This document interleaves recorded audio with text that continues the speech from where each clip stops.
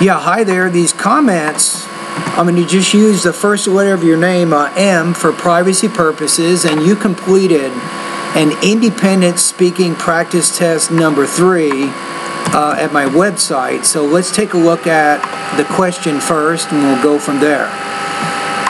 So the question here is, what valuable object or possession would you consider giving to a friend or family member upon your death, and why would you want your friend or family member to inherit this object? Alright, so what I want to do now is I want to listen to it once without saying anything, and then I will listen to it one more time and then comment on your response, focusing on the beginning, middle, and the end of your speech.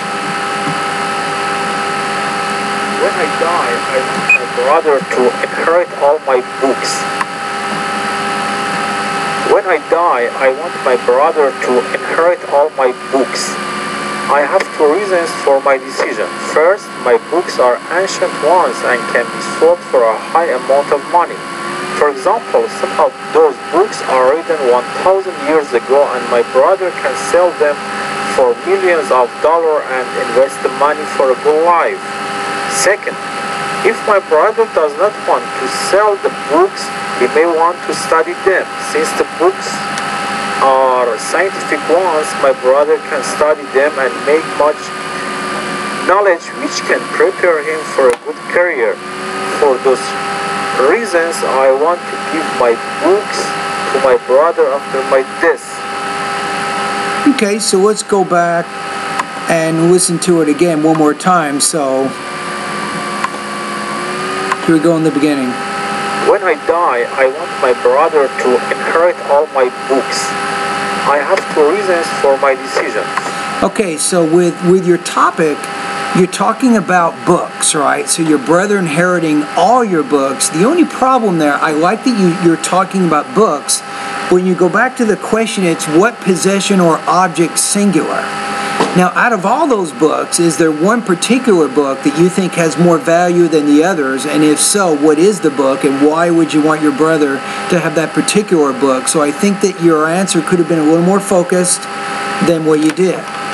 But still, you chose brother. That was good. It says friend or family member, so you're very specific in part of the topic, but not specific enough when it gets to the object. First, my books are ancient ones and can be sold for a high amount of money. Now, usually we don't say a high amount of money. You might say a large amount of money or a lot of money. So the word high would be considered an inappropriate word choice for that particular idea. For example, some of those books are written 1,000 years ago, and my brother can sell them for millions of dollars and invest the money. Now, don't forget that plural S on your plural noun. So you're saying for millions of dollars. So you want to put the S on there, and because it comes after a voiced consonant sound, the S there needs to sound more like a Z. So millions of dollars. For a good life. Second, if my brother does not want to sell the books, he may want to study them. Since the books... Now, the other thing you can do here is when you're making your topics, you're kind of making the argument of why you want your brother to have these books.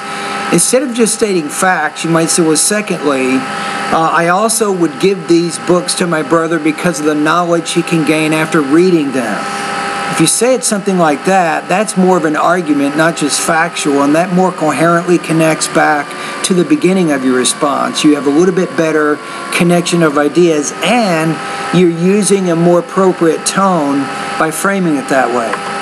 Scientific ones, my brother can study them and make much knowledge which can prepare him for a good...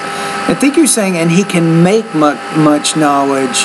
Let's go back to that, what you just said there. Much knowledge which can prepare him for a good... Scientific ones, my brother can study them and make much knowledge which can prepare him for... I would probably say instead of make their gain, my brother can gain much knowledge after reading them.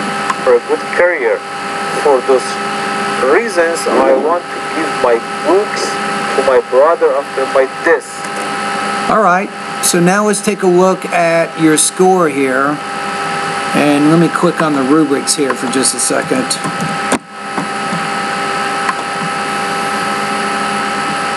You seem to be pretty comfortable with your overall English. You have high intelligibility. I mean, there's not many words in there that you said that I could not understand, so that's good.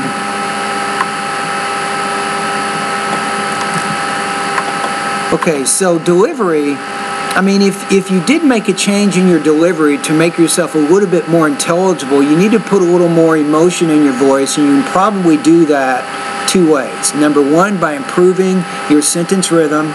Number two, by improving your intonation of American English. So it's that varying your intonation is what you're lacking right now, so you can probably improve on that. What do?